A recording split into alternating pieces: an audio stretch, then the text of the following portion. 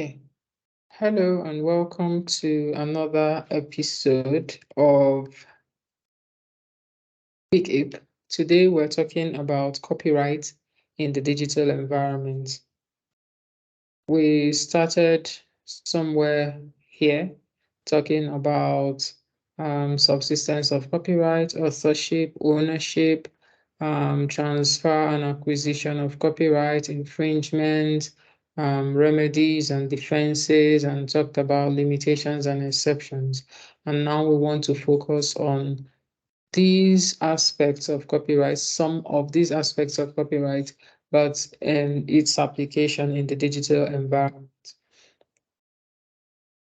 One of the things that you would notice is that the lines between one protectable work and another are usually blurred in the digital environment, where the combination of works like literary works, musical works, sound recording. So you could have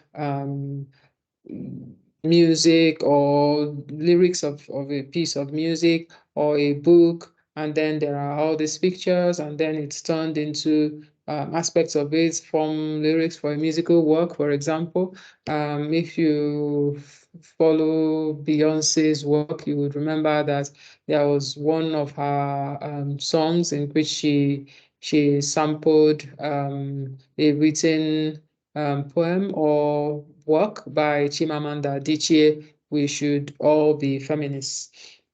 And so you would have literary works and musical works and sound recording, and they may be transmitted or shared in an audiovisual format. So that's the major reason why we, in the online space, especially on social media, you will see that there's a movement from creating copyright works to creating content. So you hear things like content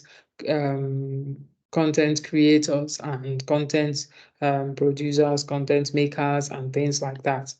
The exclusive rights in the digital environment is the exclusive right that copyright confers, with which we've talked about, the right to reproduce the work, adapt the work, distribute the work, and so on and so forth. They still apply in the digital environment, but because of the nature of the digital environment, the way the digital environment operates, these rights reveal themselves differently. And in many cases, it's been found that the digital rights that we have currently are not so they are not so much, they are not doing the work that they are supposed to do when you come to the digital environment. So for example, reproduction is still applicable in the digital environment, like we discussed earlier, when you are downloading a work, when you are streaming content. But there are aspects of using work on the internet that sort of like differs from the way reproduction operates, and because of that, in 1996, WIPO member states came up with the WIPO Copyright Treaty, which dealt more with copyright in the digital environment. And that's where we started having exclusive rights, such as the right of communication to the public, the right of making available to the public.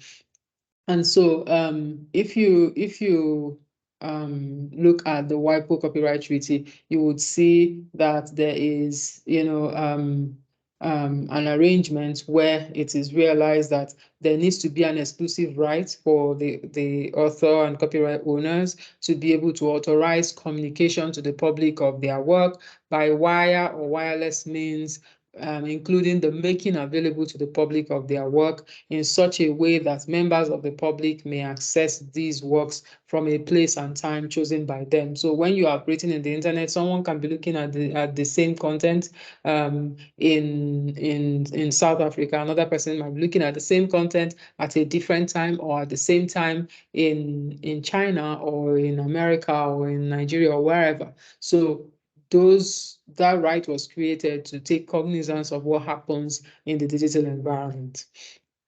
Now, what are the various copyright issues that you find more applicable in the digital environment? You think about things like linking, think about things like caching, like hosting, file sharing, news aggregation, user-generated content. So in many cases, you link, you use a particular word, you hyperlink it, you highlight it, like the way that I am doing here. You highlight the content, and then you put you link that highlighted portion of a work to a specific web page. And so you are linking that web page, and in some cases it would amount to distribution. It could amount to communication to the public, but it will depend on the individual circumstances of the case, as you would see from various cases that has come up with respect to linking in the European Union. We haven't had a case in South Africa in that regard.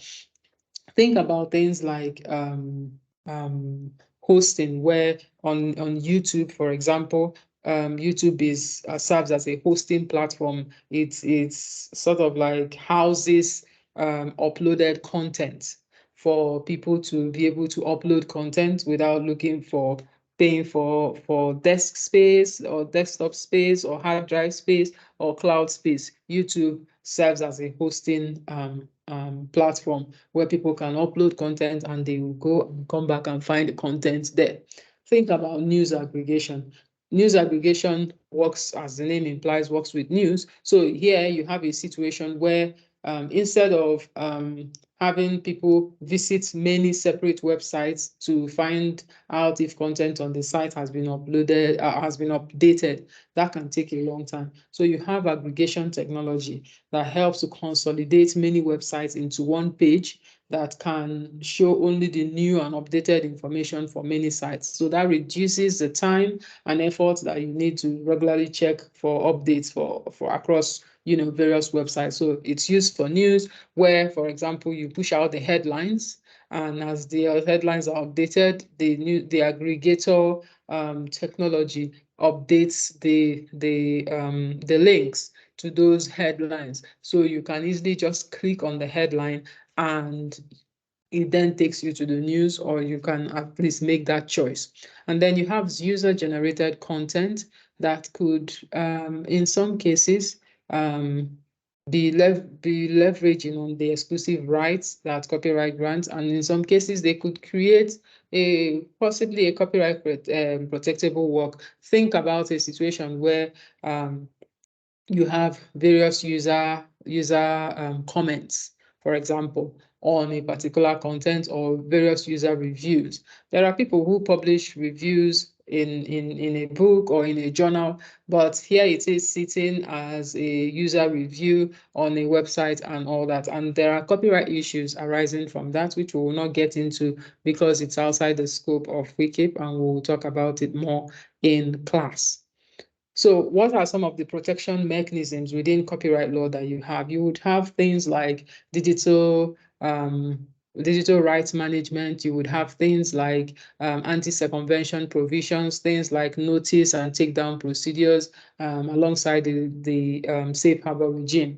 So in terms of digital rights management, you have it's basically a range of technological measures that you may apply to digital materials to verify and control their use. So think about things like encryption, think about pay-per-view, think about free preview, think about authorization verification, print and copy restrictions. So for example, you buy an ebook, you will notice that you will not be able to print that ebook or copy it, but you could highlight it as well. So it's the digital rights management tool in those ebooks that prevent you from printing or copying them, and may allow you, that could also allow you to see only a portion of the material. So for example, if you're having free previews.